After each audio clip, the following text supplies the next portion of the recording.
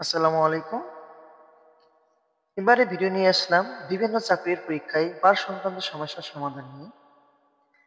পরীক্ষার প্রশ্ন যদি এমন আসে, প্রশ্ন আজ শুক্রবার হলে আজ থেকে ৫২ দিন পরে কি বার হবে?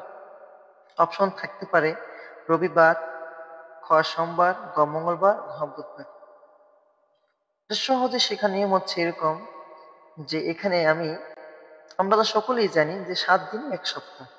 সুতরাং আমি সেই ৭ দিয়ে এই ৫২ কে আমি ভাগ দেব। ৭ সাতা ৪৯।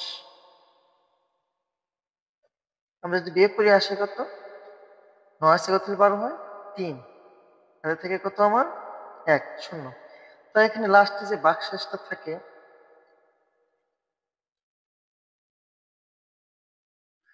এই ভাগশেষে ৩ থাকে, এই ৩ আর আজকে যে শুক্রবার আছে, এই শুক্রবার থেকে ৩টা বার আমাদেরকে যোগ করতে হবে। যেমন শুক্রবার, শনিবার, রবিবার, সোমবার ৩টা।